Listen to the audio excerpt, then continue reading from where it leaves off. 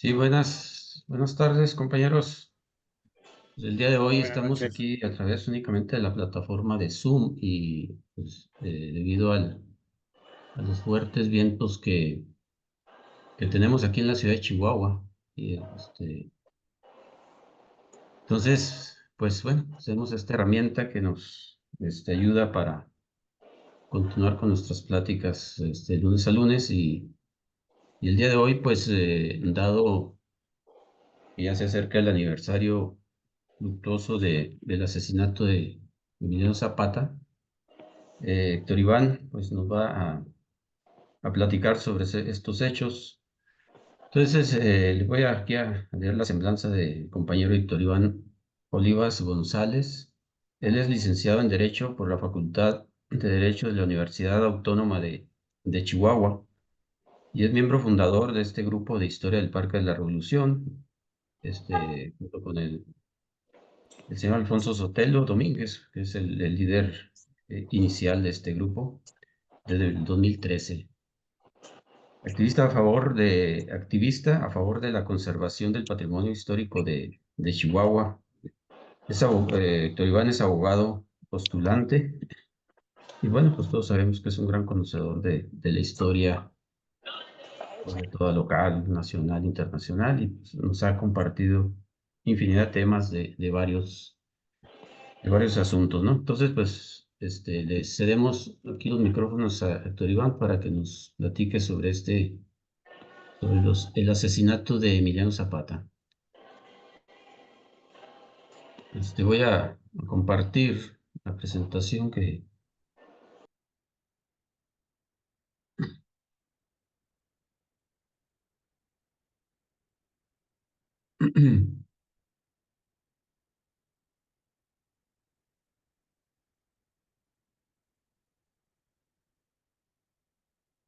Bien, nomás checando, Héctor Iván, si ya se ve pantalla completa.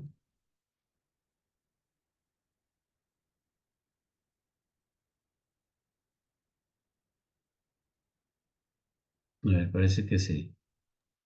Sí, está Ah, bien. Héctor Iván, ¿tienes el micrófono apagado? Ujú. Sí, no, se ve perfecto. Ok, entonces, pues, sí. Eh, pues ahí nomás me haces así con alguna ceñita o como tú gustes para irle cambiando, ¿no? Ok. Bueno, pues vamos a platicar de la efemérides que se aproxima 10 de abril, la muerte de Emiliano Zapata, el asesinato de Zapata. Esta plática la había creado previamente, precisamente cuando fue el centenario, ya en 2019, por el centenario del asesinato de Zapata, ¿no? Que hemos tenido la suerte de que nos han tocado varios de estos centenarios de la revolución, ¿no? Y primero que nada, pues hay que ver el tema de la lucha zapatista, ¿no? Un poco de manera muy somera, el antecedente de la lucha zapatista, en la siguiente presentación, la siguiente diapositiva, este, para más o menos entender un poco el contexto, aunque bueno, es un revolucionario por demás conocido, ¿no?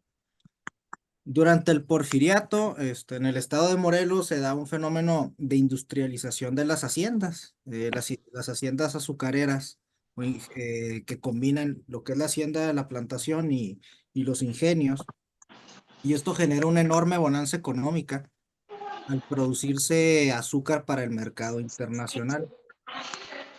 En la siguiente diapositiva.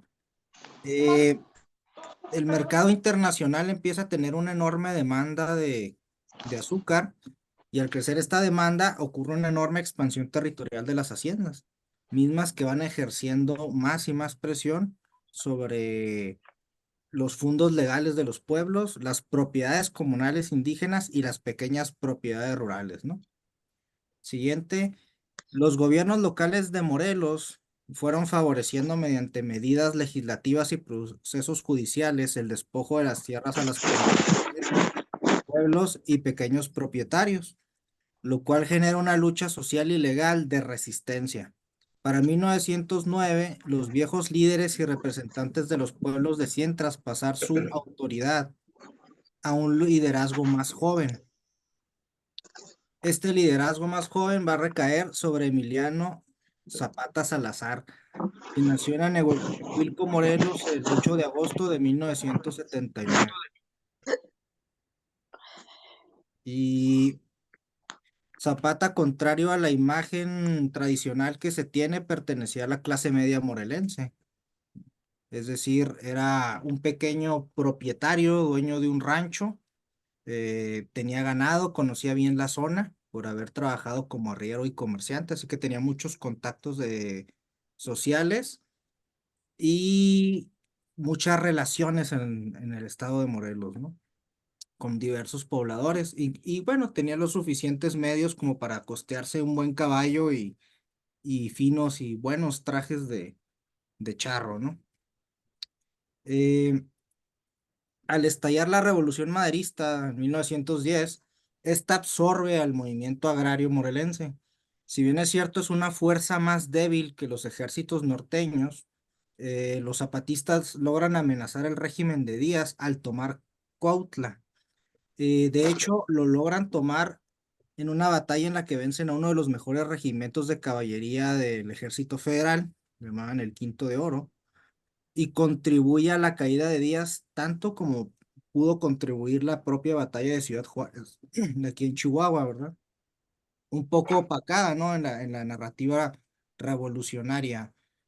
Eh, Tras la victoria maderista, continuó la lucha por resolver la cuestión agraria en Morelos y durante el interinato de León de la Barra, el gobierno de este lanzó una gran ofensiva militar contra los zapatistas a cargo del general Juvencio Robles, quien utilizó tácticas de tierra arrasada contra los pueblos, quemándolos y reubicando a los pobladores, además de las matazones, ¿no? que produjo. Esto, contrario a destruir y debilitar al zapatismo, fortaleció la resistencia e incluso aumentó su radio de acción a otros estados. Esta situación llevó a una crisis entre el maderismo y el zapatismo. Al asumir Madero la presidencia, esta se va agravando hasta que hay un rompimiento definitivo entre Madero y Zapata.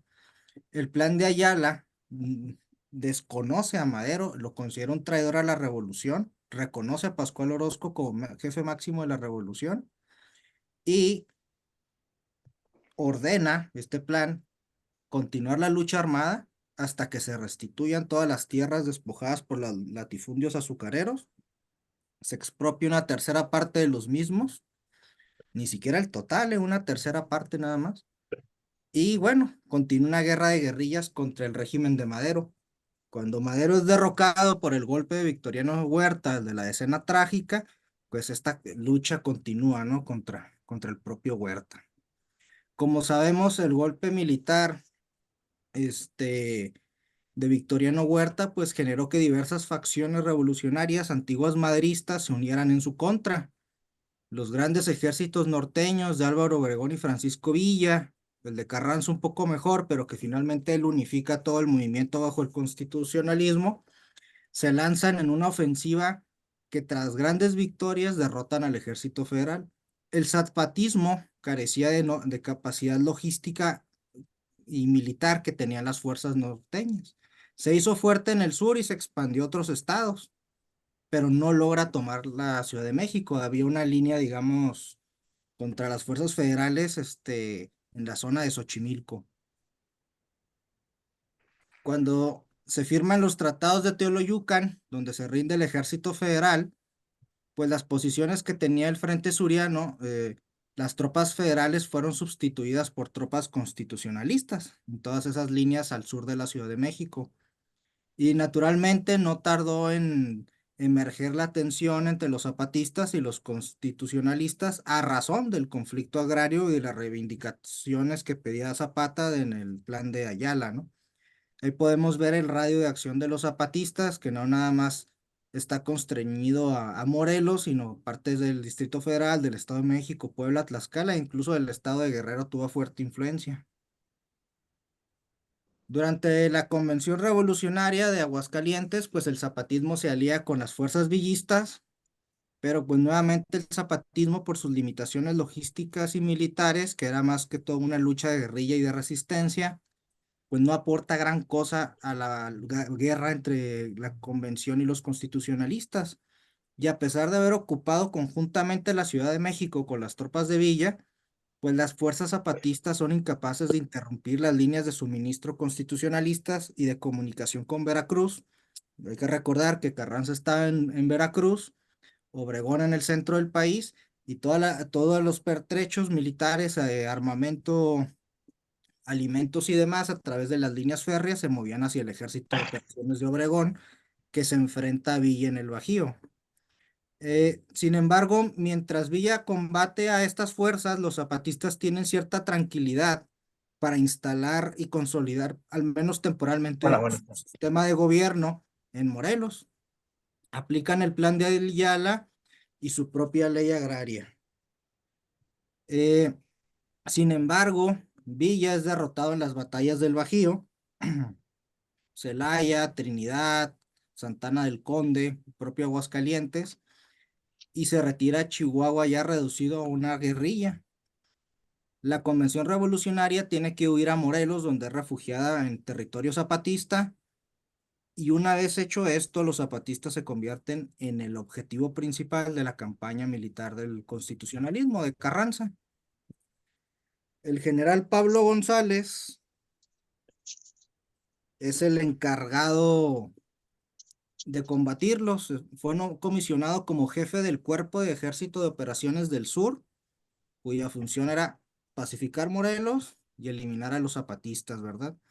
Por lo que inició una campaña antiguerrillera y muy similar a la de Juvencio Robles y a la que el propio Huerta aplicó contra los zapatistas, una campaña antiguerrillera donde se quemaban pueblos, hubo desplazamiento de civiles, y González empuja a los zapatistas hacia las montañas, logra ocupar Cuernavaca, captura Cuautla y el cuartel general de Zapata en Tlaltizapán, donde de hecho se da una de las, no muy conocida, pero es una de las grandes masacres de la Revolución, donde se mataron bastantes civiles por parte del ejército de Pablo González.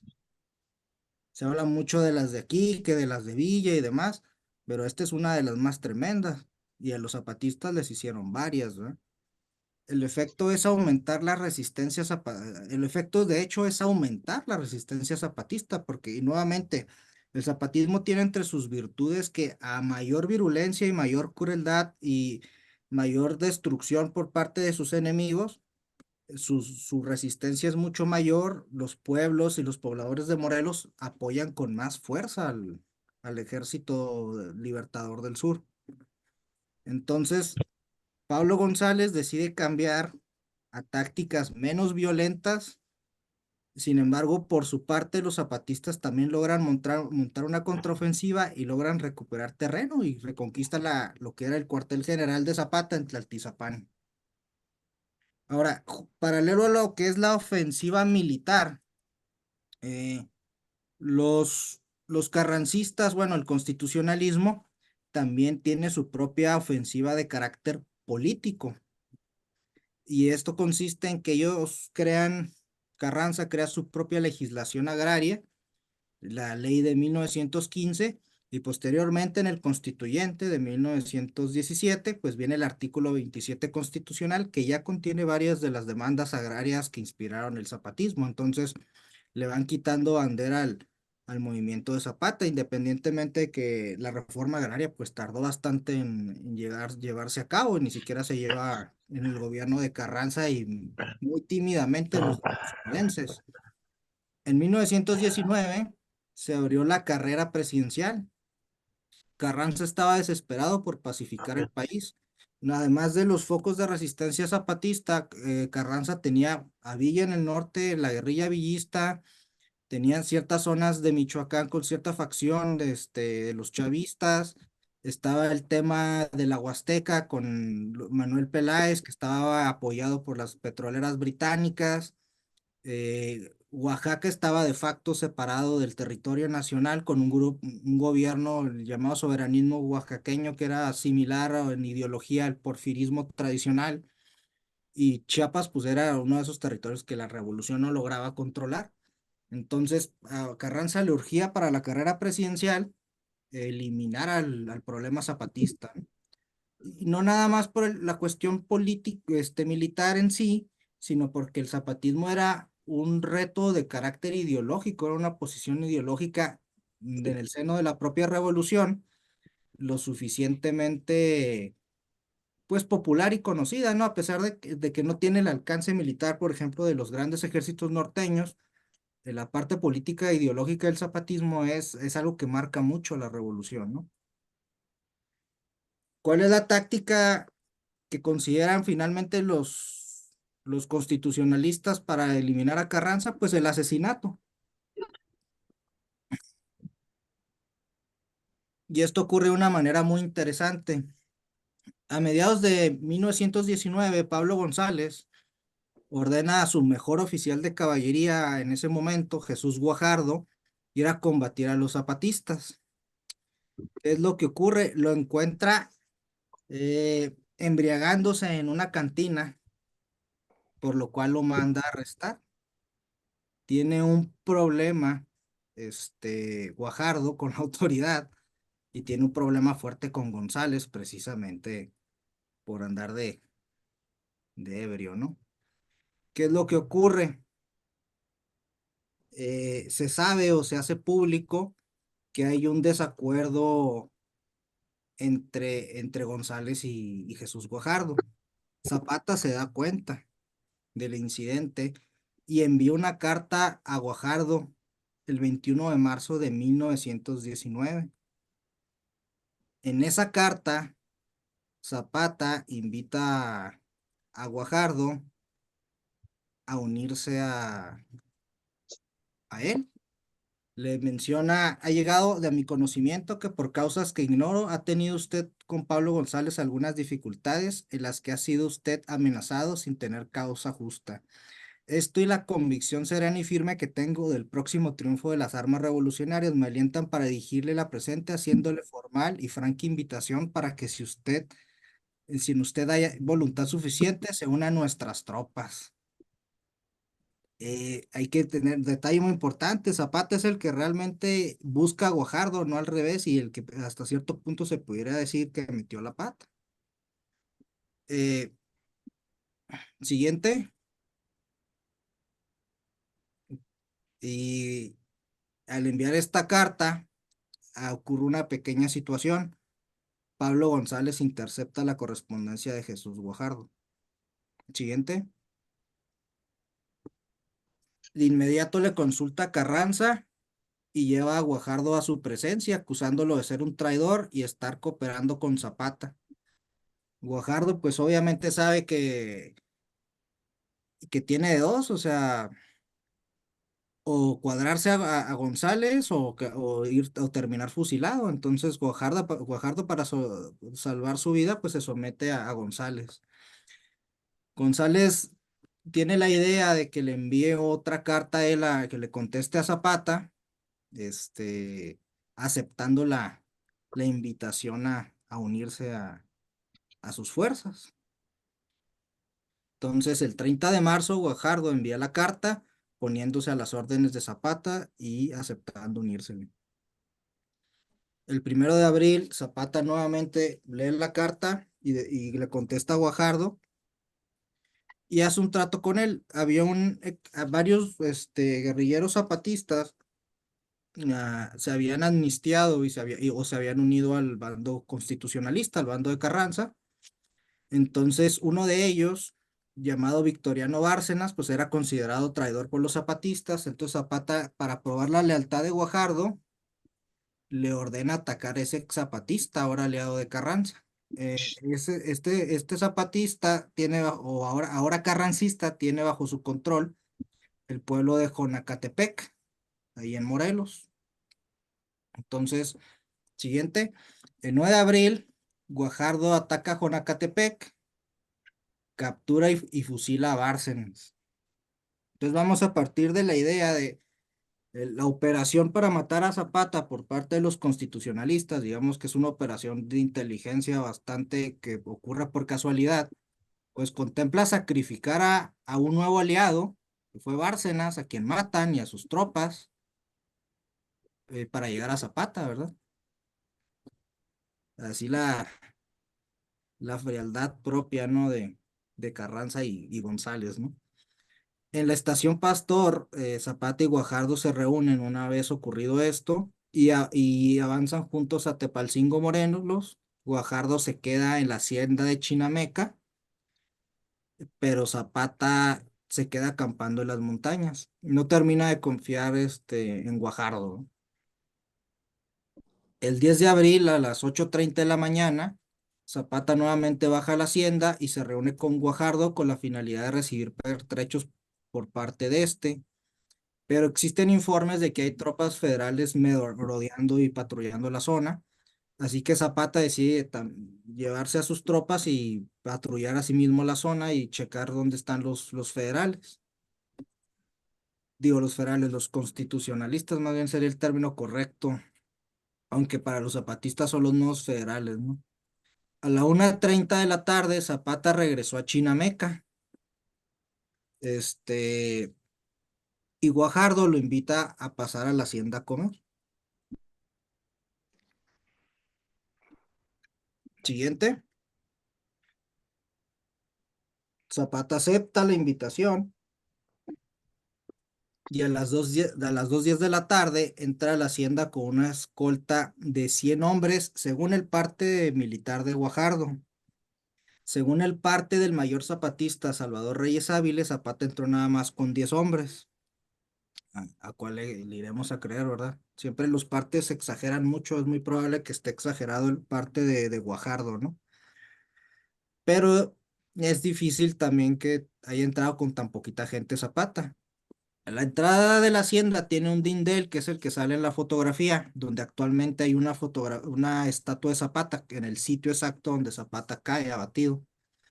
Y justo en ese momento que van entrando por esa puerta de la fotografía, las tropas de Guajardo tocan 3 veces el clarín o la diana en honor a Zapata, este, en respeto a su rango de general.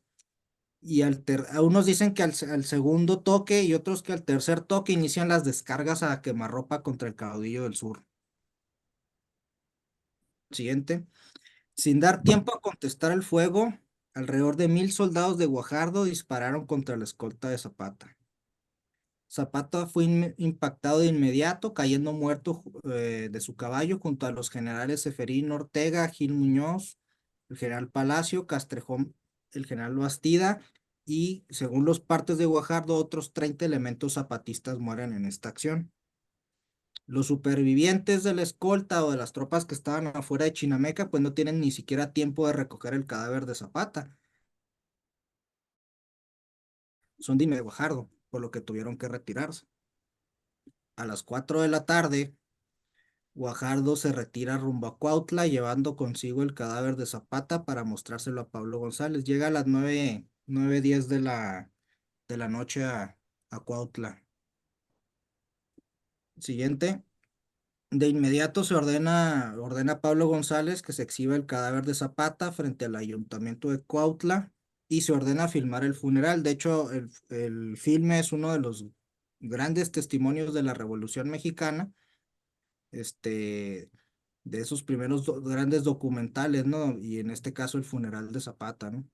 Es un gran testimonio visual de la revolución. Por haber hecho esta acción, Guajardo es ascendido a general por orden de Venustiano Carranza y recibe una recompensa de 50,000 pesos plata por haber matado a Zapata.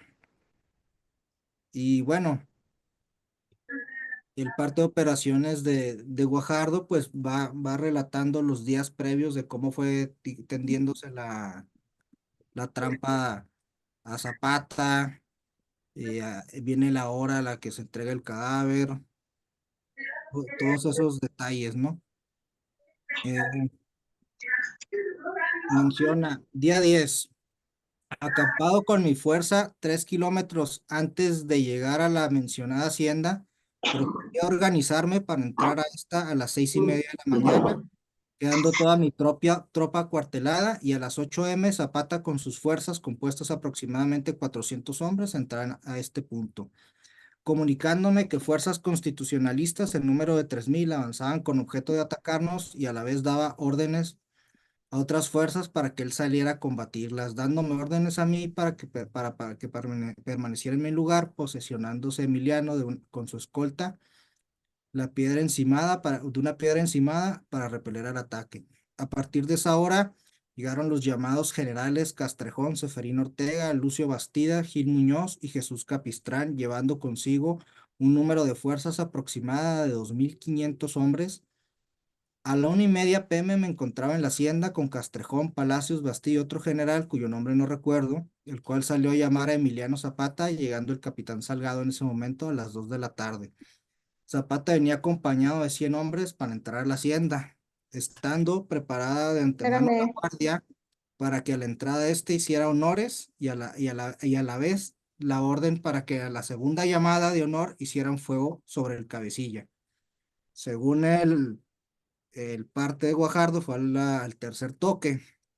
Estando el resto de la fuerza arreglado y dispuesta a combatir, dando por resultado que a las 2:10 de la tarde se presentó ante el cuerpo de guardia ejecutándose lo dispuesto, que estando muertos el propio Emiliano Zapata, Seferino Ortega, Gil Muñoz y otros generales y tropa que no se pudo identificar.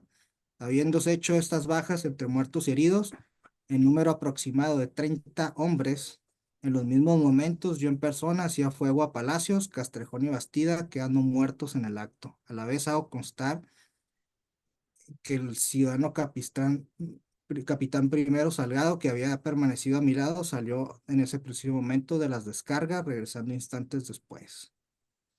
En pocas palabras, pues aquí viene el parte de la muerte por parte de Guajardo, ¿no? Y como digo, fue ascendido a general por orden de Venustiano Carranza y recibe una recompensa de 50,000 pesos plata.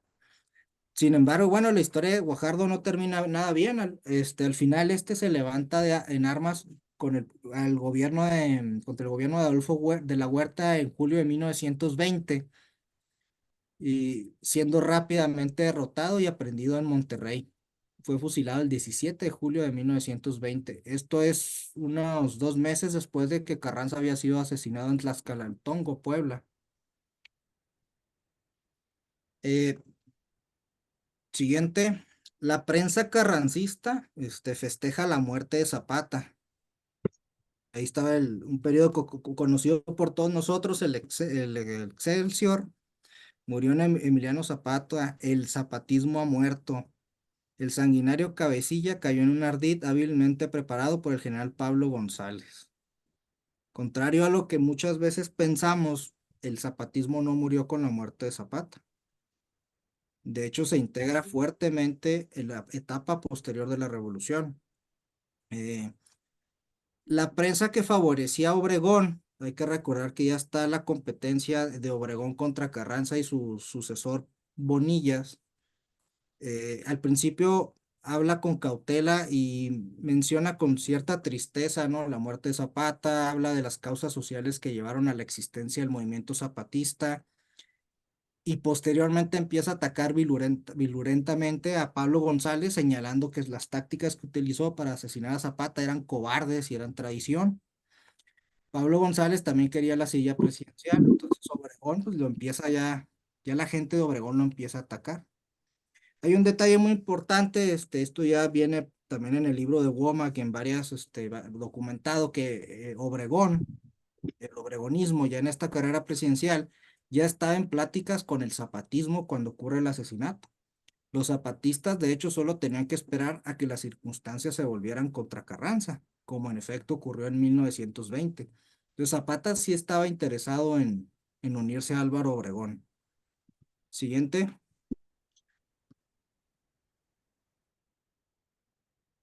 Y bueno, el zapatismo sin Zapata.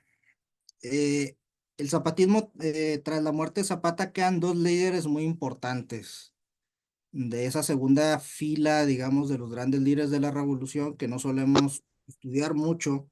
por estar viendo las grandes figuras como el propio Zapata, el propio Carranza, que son Genovevo de la O, y Gildardo Magaña, que los conocedores de Villa pues lo conocen bien por el tema de que es quien le enseñó en la cárcel a leer y escribir a Francisco Villa, ¿no? Con- eh, el zapatismo continúa dominando los mismos territorios de Morelos y otros estados que en ese momento tenía bajo su control. Las guerrillas y las fuerzas zapatistas no pudieron ser sofocadas con el asesinato, y el 4 de septiembre de 1919, Gildardo Magaña fue nombrado como el nuevo jefe del Ejército Libertador del Sur, en sustitución de Emiliano Zapata, ¿no? Del jefe Zapata. Y bueno, Gildardo Magaña ya acelera ese acercamiento con Álvaro Obregón, acelera ese acercamiento con lo que después se convertiría en el Plan de Agua Prieta. Y bueno, ¿qué es lo que viene? Cuando viene el conflicto entre Álvaro Obregón y Carranza por la presidencia, que desemboca pues en el Plan de Agua Prieta, eh, hay que recordar que Obregón se encontraba en la Ciudad de México cuando los sonorenses, dirigidos por, bueno, Plutarco Elías Calles y por Adolfo de la Huerta, lanzan el Plan de Agua Prieta contra Carranza, desconociendo a Carranza, el 23 de abril de 1920, y Obregón está atrapado en la Ciudad de México. Entonces Obregón escapa escondido en un ferrocarril, en unos vagones de ferrocarril, apoyado por algunos ferrocarrileros, y su tren no parte hacia Sonora, hacia el norte, sino se dirige al estado de Guerrero.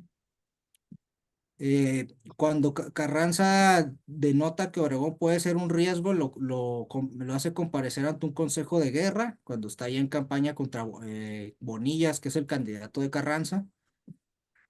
Y Obregón, al escapar al estado de Guerrero, entra en las zonas zapatistas. Los zapatistas protegen el camino de Obregón.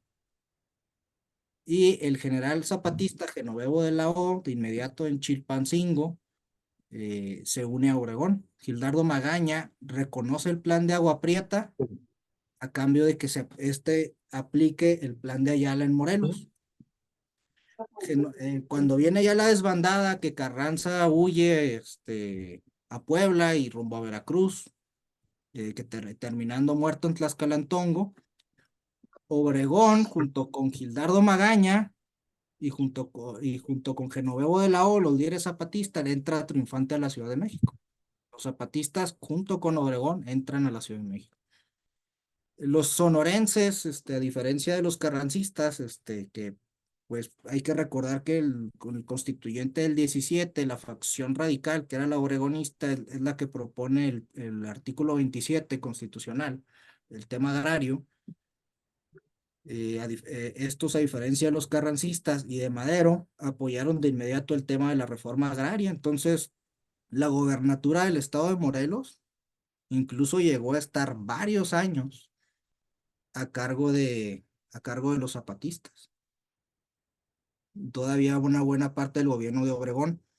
Y es un tema muy importante de notar que todo ese culto cultural, toda esa valoración de Zapata como héroe nacional, como encarnación del espíritu revolucionario, encarnación del pueblo indígena, del pueblo pobre mexicano, sufrido de la revolución, del pueblo unido a la tierra, es del periodo de Álvaro Obregón.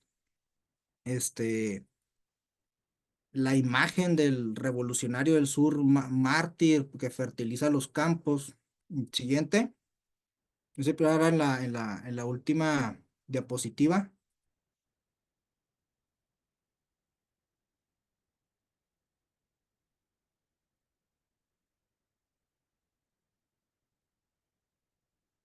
Esa imagen es de Obregón, o sea, es del gobierno de Obregón. Los grandes muralistas como Diego Rivera, como Siqueiros, como Orozco, entre otros, le dan ese ese carácter de mártir de la revolución y de espíritu de la revolución del mexicano, del México profundo a Emiliano Zapata.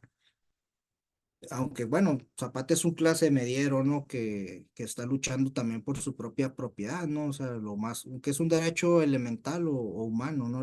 El de la propiedad. Pero Zapata, esa imagen que tenemos del caudillo del sur, tiene mucho que ver con que Obregón reconoce a ese personaje. Y incluso entre las tropas carrancistas había algunos que había buena simpatía. Está el caso cuando estaba Ignacio Mujica y Lázaro Cárdenas en Michoacán bajo control, que les toca saber de la noticia del asesinato de poco antes de que fuera enviado precisamente a la zona de Puebla Cárdenas, pues lo escucha la noticia con mucho desasosiego, ¿no? Y Obregón tampoco le cayó muy bien. La prensa obregonista se dedicó a atacar a Pablo González para denostarlo la muerte de Zapata. Entonces, eh, siguiente, siguiente. Y bueno, que la bibliografía pues básica de John Goma, que es el libro clásico, ¿no? Del zapatismo, en algunos archivos del INERM de algunas fuentes, pues se pueden checar en la Fundación Slim los partes, ¿no? Del parte oficial del coronel Guajardo, las cartas que le envió Zapata a Guajardo, las que le contesta Guajardo, incluso viene la carta donde Carranza lo asciende a general de división por haberle dado muerte a Zapata, ¿no? Bastante canalla. En memoricamexico.gov.mx, ahí viene la correspondencia escaneada de las cartas originales, que son bastante interesantes. Y de alguna manera, pues Zapata fue quien facilitó la oportunidad a Pablo González de ponerle esa trampa usando a Guajardo, ¿no? Que Guajardo ya no tuvo otro remedio más que seguir con ese plan. Un personaje, pues, bastante desnable, ¿no? En el sentido de que pues era un militar, que a pesar de ser un buen oficial de caballería, pues era indisciplinado y luego posteriormente, a pesar de no haber sido el gran instrumento, o no haber sido solamente un instrumento, pues presumía que él había matado al caudillo del sur. Cuando viene la rebelión con De la Huerta, que lo fusilan, pues también fue un gesto de Adolfo de la Huerta para quedar bien con sus nuevos aliados zapatistas en Morelos. Y bueno, sería por mi parte todo.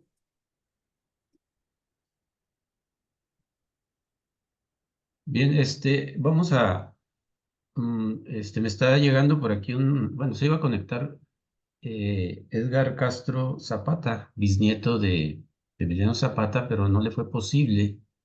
Entonces nos enviaron acaba de enviar un video dándonos saludo al grupo. Voy antes de empezar a preguntas, lo voy a tratar de capturar acá en el computadora para abrirlo y mostrarlo, ¿no? El saludo de Edgar Castro Zapata, bisnieto de Emiliano. Permítame nada más un segundo.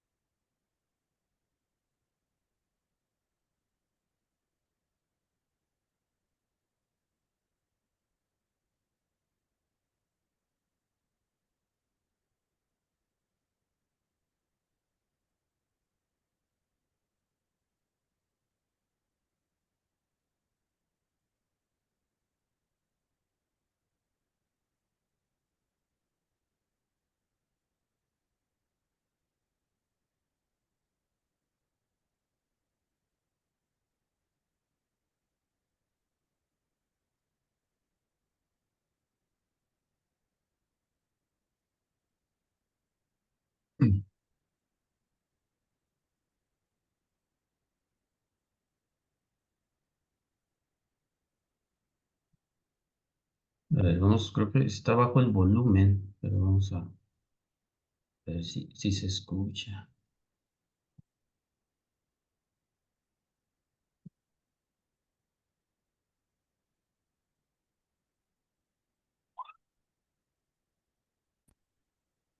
A ver, Héctor, sí se está viendo el video. Yo sí lo veo. Pues, a ver, vamos a...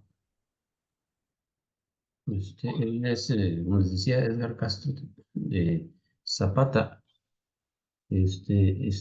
Tenía toda la intención de acompañarnos, pero no le fue posible. Entonces, grabó ahí un saludo. Lo voy a correr. Esperamos que sí se escuche.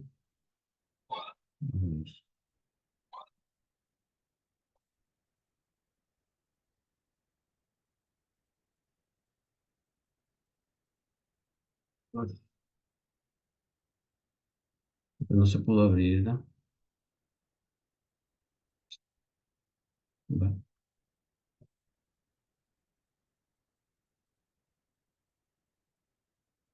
Mm, Algo sucedió.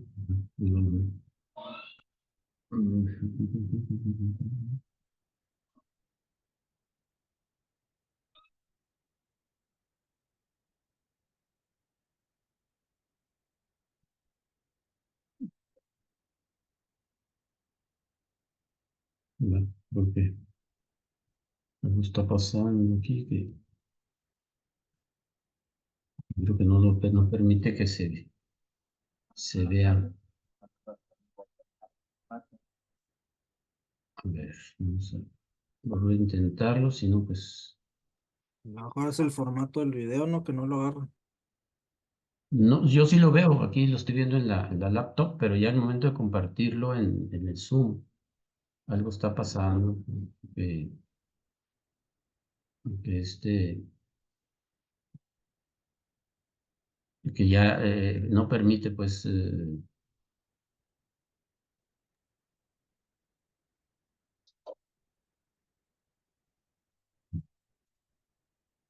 Avanza lo primero y después entra a ver si funciona.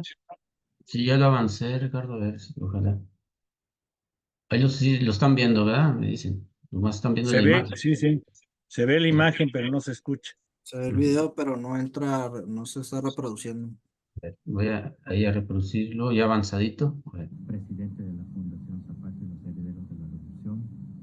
Bueno, felicito a Héctor Olivas por no pasar desapercibido la conmemoración y reflexión sobre este próximo 10 de abril que vamos a conmemorar los 105 aniversarios luctuosos del general Emiliano Zapata. Así también hago extensivo al grupo de historia del Parque Revolución y también hacerles la invitación extensiva para que me acompañen este 11 de abril a la presentación de mi libro Emiliano Zapata, Testimonio de la Revolución del Sur, que va a ser a las 5 de la tarde. Muchas gracias. Esto es el volumen que le puedes dar tú ahí, el control, René. Sí, desgraciadamente sí, de origen Lo venía. que puedes hacer es súbelo al chat y ahí lo escuchamos. Ok, se los comparto en el grupo, sí, Claro. ya, entonces se escucha muy, y pero bueno, sí, nos da un saludo y nos invita a la presentación de su libro. O sea, lo importante es que sí se escuchó muy, muy débil, pero sí se escuchó. Muy bien, gracias. Bueno, pues damos paso a las comentarios, preguntas sobre este tema interesante y que ya pues estamos a unos días del 105 aniversario, ¿verdad? Del asesinato de Emilio Zapata. Adelante, pues ahí ir levantando la manita.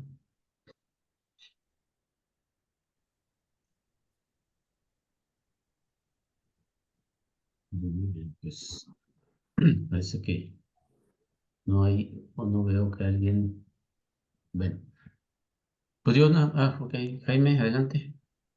No, nada, nada para felicitar. Llegué un poco tarde. ¿Sí me escuchan bien? Sí, Sí, No hay rebote de audio ni nada. no, está bien. no, todo bien. Ok. No, para felicitarte, Héctor Iván.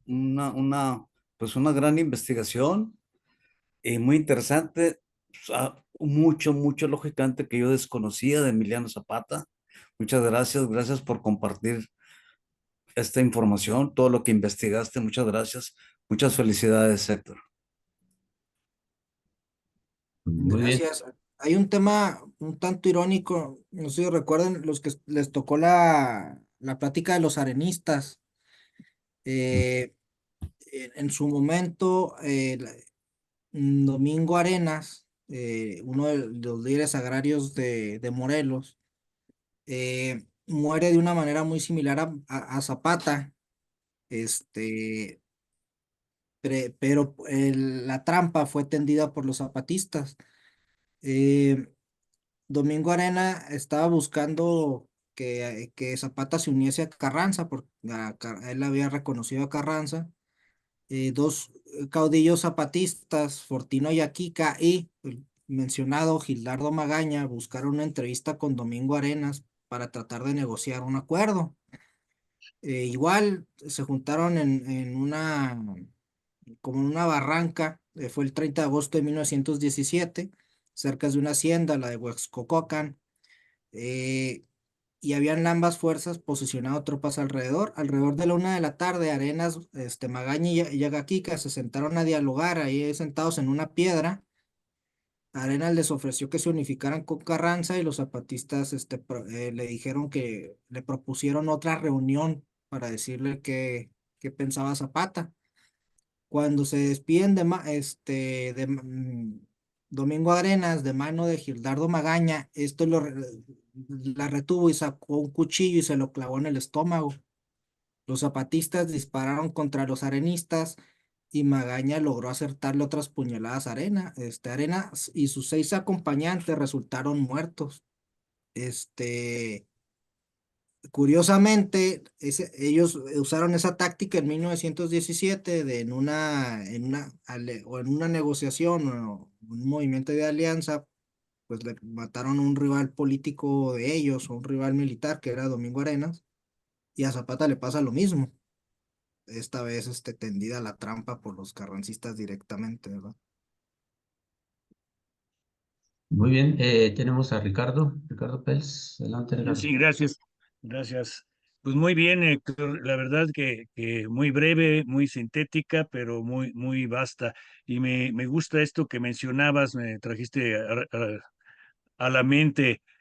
Trabajé esa región de los zapatistas en los años 80, y la verdad era que el zapatismo seguía vivo todavía para esa época, ¿no? O sea, si bien no era fácil levantarse o hacer movimientos políticos más organizados, era ahora sí que residuos del zapatismo, pero todavía en los años 80 había gente que había participado en la guerra, ¿no? O sea, al lado de Zapata, y el orgullo del zapatismo continuaba y había posibilidades realmente de levantamientos en algunos lugares, ¿no? O sea, excelente tu trabajo, gracias.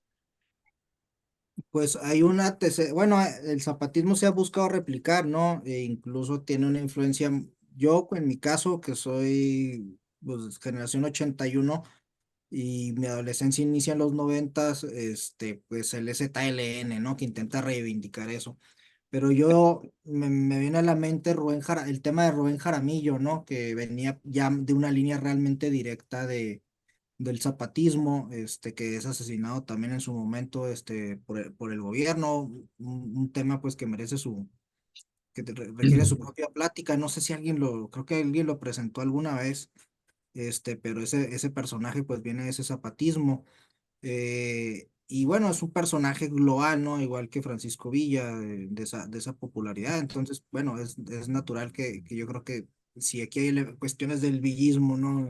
Yo creo que Morelos muchísimo más. Y bueno, este caso de Jaramillo es curioso porque uno pensaría que a lo mejor el ZLN es un fenómeno netamente una bandera política, pero hay un antecedente, este, zapatista directo en el estado de Chiapas. Hubo una incursión de un general zapatista, Cali Mayor, que estuvo combatiendo en esa zona contra tropas del gobierno carrancista contra lo que se denominaba los finqueros, que eran grupos, pues, de hacendados del periodo porfirista, ¿no? Entonces, sí hay un antecedente interesante del zapatismo, hubo ciertos grupos zapatistas en otras zonas. Obviamente estaba algo desconectado, ¿no? Del núcleo zapatista de Morelos, Guerrero, Estado de México, Puebla, pero pero por allá anduvieron y yo creo que eso es un antecedente, ¿no? Ok, muy bien, doctor. Tenemos ahí también la manita de Eduardo, Eduardo Muñetón, o quién será. A ver, adelante. Sí, gracias, licenciado. Bueno, pues excelente su ponencia, licenciado Iván, y pues tengo que aprovecharlo. Eh, Zapata, pues fue la expresión más nueva que se tiene de aquella región, de las luchas de aquella región que iniciaron desde la época de la colonia y que iniciaron precisamente cuando los invasores en aquel momento, o los conquistadores, o no sé, empezaron a arrebatarle las tierras al pueblo, situación que se ve exacerbada desde luego con la presencia de Porfirio Díaz en el poder, y pues el avance de las haciendas iba ahorcando a estos campesinos, a estas gentes que tenían su modo de sobrevivencia pues en la producción a un nivel de subsistencia. Esto creo fue lo que motivó la entrada de Zapata a la lucha. Eh,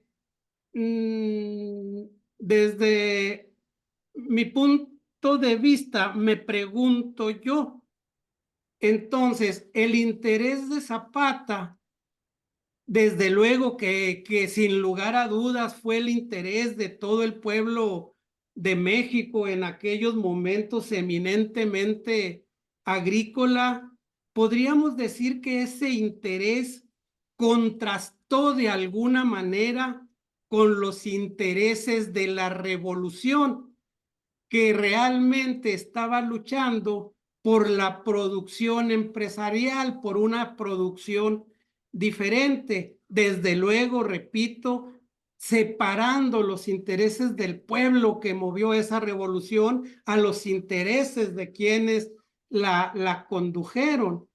Pudiéramos decir, licenciado, que efectivamente el interés zapatista estaba un poco alejado del interés de la revolución, y por tal motivo Zapata, al igual que todos los líderes populares, tenían que necesariamente que morir para que la revolución mexicana triunfara.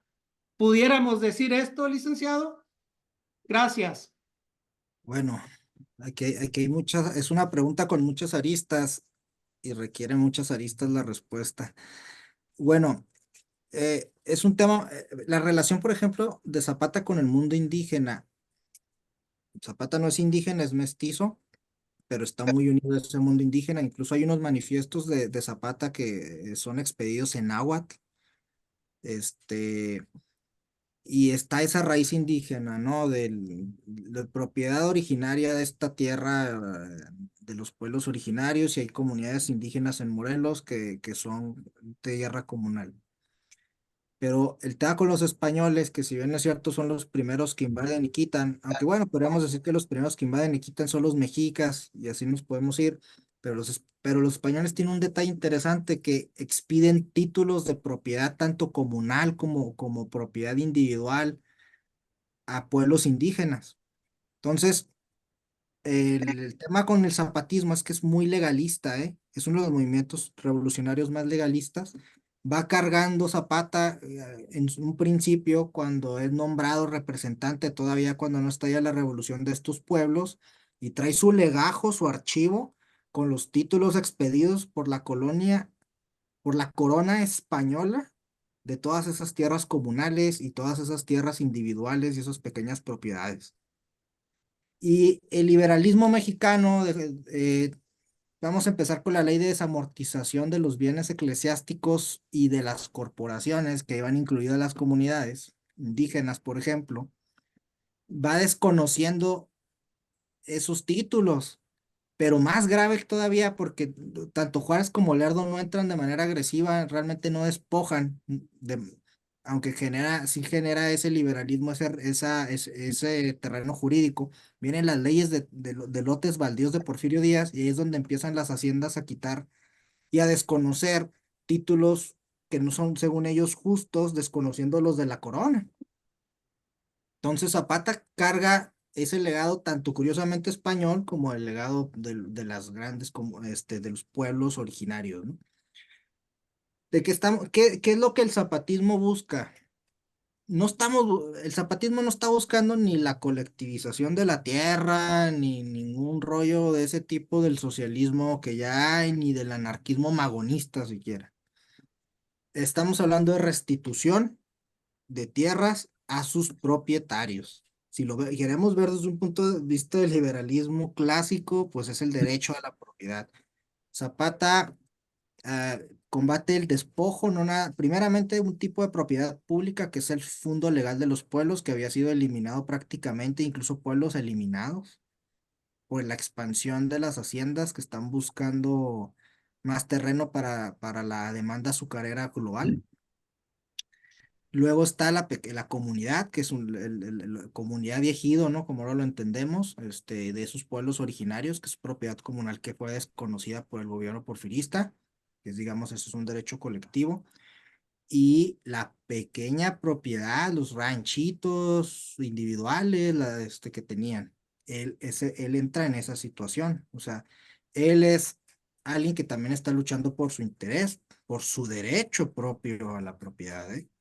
Ahí de su comunidad y es elegido por esa comunidad, ¿ok? Entonces, su interés son esos. Ahora, lo, esto es un tema de Morelos, es el latifundio en Morelos contra la gran hacienda azucarera. Y son circunstancias diferentes a las de Yucatán con las haciendas enequeneras donde no hay brote revolucionario.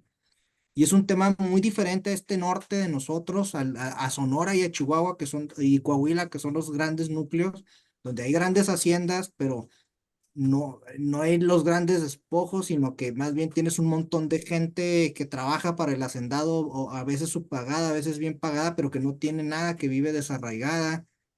Entonces, son temas diferentes, o sea, Zapata quiere esa restitución, ni siquiera está pidiendo la destrucción de las haciendas, o sea, él ha hablado de restituir y un tercio, ni siquiera la eliminación.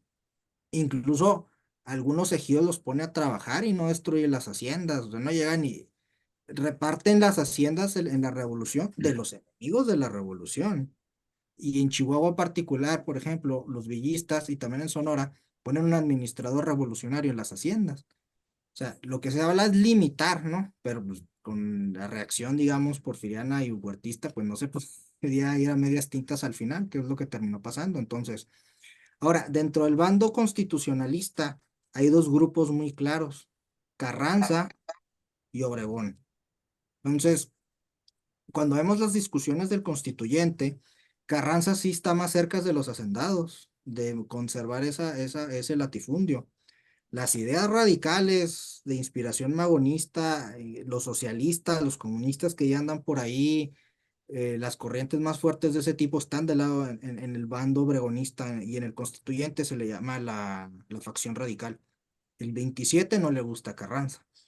Y el 27 se parece un poco más a las ideas de Zapata, porque te habla de tejidos, de restituciones, de límites del latifundio, etcétera, etcétera. Entonces, eh, Zapata puede conectar definitivamente con Carranza y con Madero no pudo conectar.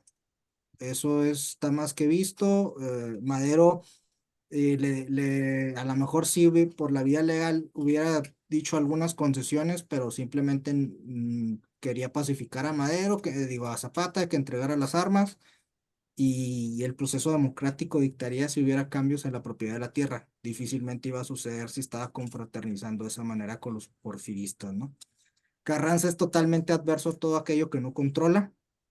Entonces, y con quien tenemos cercanías con Villa, pero el villismo y el zapatismo, pues igual son dos modelos de país que se están construyendo, más acabada la idea de Zapata de lo que debe ser la propiedad, pero pues muy aplicable a Morelos.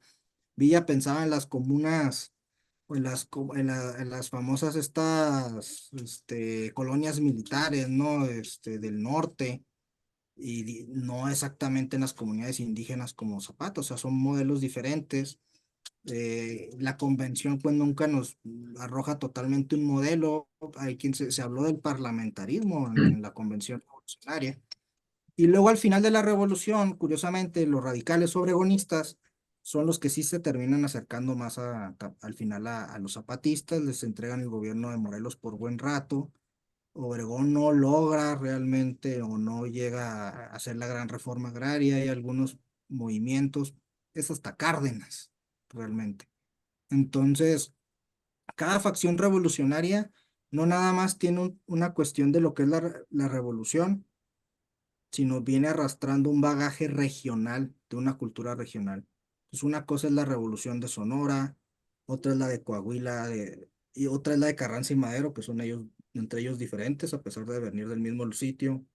El villismo es otra cosa, el zapatismo es otra, y otros grupos que hay, ¿no? Pero y no es tanto nada más la cuestión ideológica netamente, que a lo mejor quienes la tenían muy marcada eran los magonistas, sino que son las experiencias regionales. Entonces, la experiencia regional de lo que se vivía en Morelos es muy diferente de lo que se vivía en Chihuahua o en Sonora. Entonces, yo creo que ahí viene mucho el choque y la desconfianza, o sea, es natural. Zapata querían, tenemos las armas y nadie nos va a dar la tierra si no las tenemos. Entonces, Zapata no se iba a cuadrar a nadie hasta que no hubiera un cambio con el plan de Ayala y que otros aceptara, pero por cómo aplicabas el plan de Ayala estrictamente en otras regiones donde era diferente, ¿no? Bien. Bien. Muy bien, a ver, vamos a dar paso al chat, unos comentarios. Bueno, vemos aquí unos documentos que compartió Héctor Iván. ¿Qué son esos documentos? Una es la carta donde Zapata invita a Guajardo a unírsele cuando se entera que lo habían arrestado por ebrio. Y la otra es el parte de Guajardo, donde informa del asesinato, ¿no? Ok, A, a su superior, Pablo González. Pedro González, muy bien. Luego viene Ivonne Arroyo. Qué interesante conocer la historia más en detalle. Gracias, Héctor. Héctor Chacón comparte aquí es un video, ¿verdad? Dice el video comentado por Héctor Iván se aprecia a partir del minuto 1:28. Saludos a todos. Bueno. Y luego Gloria López, personas como Máximo Castillo admiraban a Zapata. ¿Por qué? Bueno, Pues bueno, yo creo que esa admiración viene no es diferente a la actual, ¿no? O sea, Zapata es probablemente el revolucionario que menos manchas tiene, ¿no? El menos, tal vez el menos violento, si lo comparamos con Carranza, si lo comparamos con Obregón, con Villa, no se diga, con el propio Pablo González que lo asesina. Eso es un punto de admiración, ¿no? Se le ve como más puro. Nota. Ahí está el caso de Arenas que mencioné. Los zapatistas volaron muchos trenes con civiles y hay algunos casos también de cosas también del lado del zapatismo desnables. Hay un personaje que le llamaban el ave negra, Palafox, que también era un personaje que intrigó muy fuerte dentro del zapatismo. Pero al zapatismo en lo general se le ve como la facción más pura, ¿no? Más honesta. Esa es una, y probablemente Máximo Castillo lo sabía con lo que tenía información en su momento. Otro elemento, pues, es el compromiso que tiene con fuerte, más por encima de la política, de lo militar, su compromiso es con las comunidades a las que defiende. Y la naturaleza propia del zapatismo, pues, que son guerrillas unidas a la tierra, no esos grandes ejércitos norteños que andaban por todos lados, sino un movimiento que lo podemos ver en gran medida como defensivo desde su propia concepción, como protesta, primero por las vías legales, ante los despojos de los grandes latifundios azucareros. Yo creo que esa es la razón que genera más admiración. Muy bien, siguiendo con el chat, Héctor Chacón, felicidades al licenciado Oliva por su disertación interesante. Pite, buena plática, gracias, Héctor. Francia dice, gracias por la charla, siempre es un gusto aprender de todo lo que nos compartes. Felicitaciones, Héctor. Muy bien. Entonces, este es el chat. Y bueno, ahí sobre eso, pues yo quisiera comentar, ahorita le damos la palabra a Jaime. Pues sí, Zapata, de los que no se alineó a ningún gobierno, ¿verdad? De León de la Barra manda a Madero, ¿no? Y va Madero a platicar con él, pero no es aceptado este, la, por Zapata esa intervención y luego pues viene Huerta donde Orozco manda a su papá, ¿no? Para que platique con Zapata y lo mata, ¿no? Lo fusila Zapata y bueno, pues no se queda con Carranza, entonces pues es de los, como dices tú, de los revolucionarios más puros, ¿no? De la revolución. Muy bien, ese comentario quería hacer, Jaime Ochoa. Una pregunta fuera del tema, Héctor Iván. Zapata estuvo presente ahí en Aguascalientes, en la convención de 1914. Y fue el gran ausente de Aguascalientes, no quiso ir. Mandó sus representantes y está un tema porque cuando se negocia el tema de la convención, cuando viene la división entre Carranza y Villa, que se quiere hacer en la Ciudad de México, luego que hay una pequeña en Torreón, y se busca un terreno neutral, ¿no? Entonces los villistas habían llegado hasta Aguascalientes, Obregón ya había tomado la Ciudad de México, entonces estaban ahí más o menos las líneas y se propone invitar a los zapatistas y se hace una comisión. Si no me recuerdo, en esa comisión va Felipe Ángeles, no recuerdo bien con exactitud el dato. Todo eso muy bien detallado viene en la soberana convención de Aguascalientes de Vito Alessio Robles, que es testigo presencial de los hechos, que estuvo en esa convención. Y van a convencer a Zapata, Zapata desconfía, no vas, es que Zapata no sale de sus zonas, entonces, Ah, y por no tenía temor a ser para, asesinado. sí, sí, no, y que los aplastaran, porque pues, saben Ah, ok. perfecto, no tiene la maquinaria militar que tiene Villa, o sea, tú sabes que si se hubiera hecho algún movimiento Carranza o el que fuere, o Obregón en ese momento, pues el otro le cae encima, y al revés, ¿no? O sea, estaban ahí las fuerzas grandes, pues Zapata realmente no cuenta con una fuerza, con esa potencia como la tenía Ok. la División del Norte o el Ejército del Noroeste. Más débil, el del Noreste, Pablo González, que es el que mandan a combatir a Zapata, ¿verdad?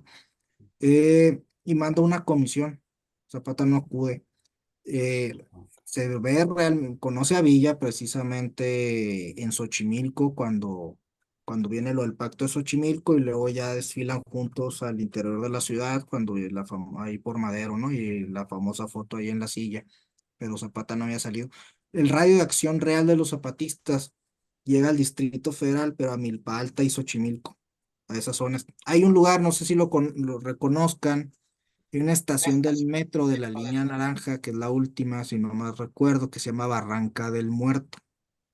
Barranca del Muerto se llama así porque ahí estaba la línea, digamos que primero dividía a los federales de la zona zapatista y luego cuando fueron relevados por los constitucionalistas, y ahí había continuos tiroteos, ¿no? Y aventaban los cadáveres a la barranca. Y hay cadáveres de zapatistas y carrancistas y bueno, o constitucionalistas. Y esa era su zona máxima hacia el norte, digamos. Había presencia en Tlaxcala, en Puebla, en Guerrero bastante. Morelos no todo controlaban completo Morelos. Esa facción que les menciono que estuvo allá rondando por Chiapas, ¿no? Pero realmente pues, no tenía así esa fuerza, como por eso desconfiaba mucho. Ah, ok. Gracias. Bueno, no sé, bueno, pues muy bien. No tengo más preguntas, pues nuevamente hay un aplauso para Héctor y pues gracias Héctor por tu interesante charla. Felicidades, felicidades. Felicidades. Vamos a dejar de grabar.